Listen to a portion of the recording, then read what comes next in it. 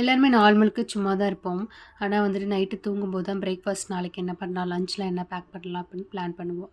நானும் அந்த மாரி தான் நைட்டே வந்து கர்ட் ரைஸ் அப்புறம் வந்து யாம் ஃப்ரை பண்ணி குடுத்துரலாம் அப்படின்னு நான் பிளான் பண்ணிட்டேன்.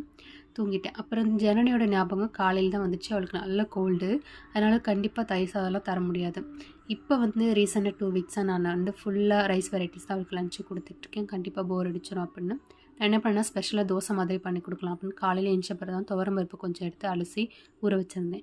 இது வந்து 2 மணி நேரம் ஊறுனாலே போதும். கேரட், தக்காளி இந்த மாரி பீல் பண்ணிட்டு தொலியெல்லாம் பாயில் பண்ணி எடுத்து ஒண்ணா சேர்த்து அரைச்சுக்கணும். கொஞ்சமா தண்ணி ஊத்திட்டு. இப்ப நம்ம வந்துட்டு எப்பயும் போல தாளிச்சுக்கணும். பச்சை மிளகா, சின்ன வெங்காயம், பெருங்காயம், ஜீரகம், அதுக்கு பிறகு கருவேப்பிலலாம் போட்டு நல்லா தாளிச்சு வச்சுட்டு உப்பு போட்டு பேட்டரா வந்து ரெடி பண்ணி பேன்ல கொஞ்சம் ஆயில் அப்ளை பண்ணி தோசைய ஊத்தி எடுத்துக்கிட்டா சூப்பரா இருக்கும். ஸ்பெஷலா வந்து சட்னிலாம் எனக்கு தேவையில்ல.